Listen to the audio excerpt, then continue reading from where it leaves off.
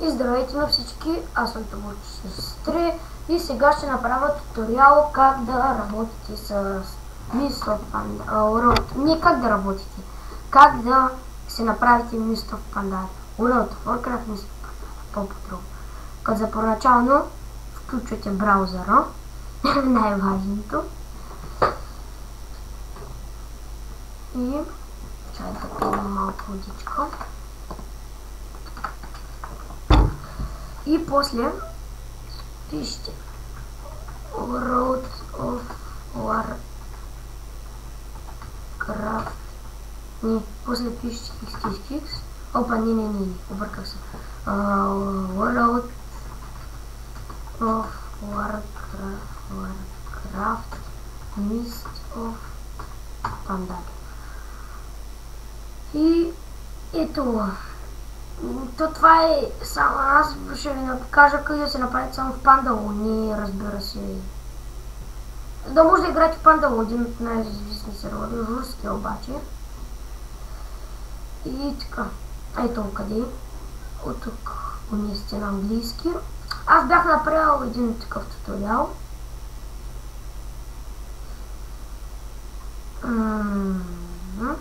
Така, после стига ви. Пуснах Фейсбука, но нищо да пиша. После регистрирате си.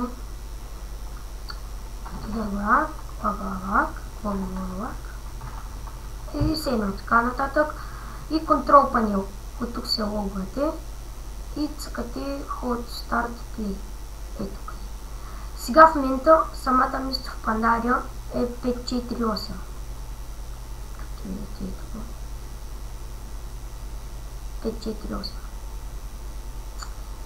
И за да почнете штракате, мисля, че беше на Mirror. Не. На Link. Да, на Link. И Download. И тегли са торензит. Штракате го и ето го торента. Цъкате два пъти, го стартирате като торент, записвате си го и така. И после вводвате от самия сайт. И 7 глупости, 7. Пандало Хикс, това си играя. Вводвате, може да сменяте имейла, паролата, тук да купвате герой, да продавате герой, да купите премиум, да се репарните чартера, да си купите го, да си купите Honor Points, да си купите Conquest Points. Даже има пропусна грешка, Conquest Points.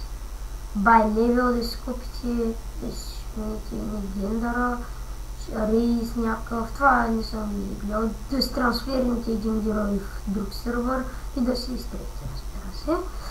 Така. И както ви свалихте си, сваляте си, този ще го копна.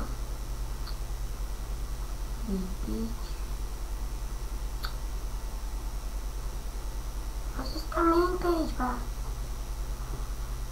Глупости. Май. Так! Компютър нищо по-часа се приеба.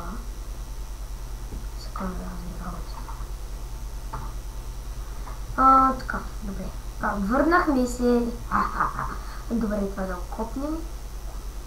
И като се свалихте се, предполагам, и цъкате това. Излизате от самия браузър, като ида на място, ще се върне. И така, прибрах се. И сега, ето къде. Аз съм толкова първоначално мисля, че ще се появи само и тия двете. Пък после ще ви се появят и тия папки. Не знам точно какво ви забрал съм. И какъвто ви е компютърът, моя понеже е 64 бита, го стартирам винаги от 64 бита. Вашия, ако е 32 бита, го стартирате винаги от 32 бита, пък ако е 64 бита като моя компютър, го стартирате винаги от тук. после почва да ви се сваля едно и така отгоре и изведнъж се стартира самата игра. Това мисля да е за този клип. Надявам се да съм ви помогнал. Не забравяйте да се абонирате, да харесате, да коментирате и YouTube. Чао!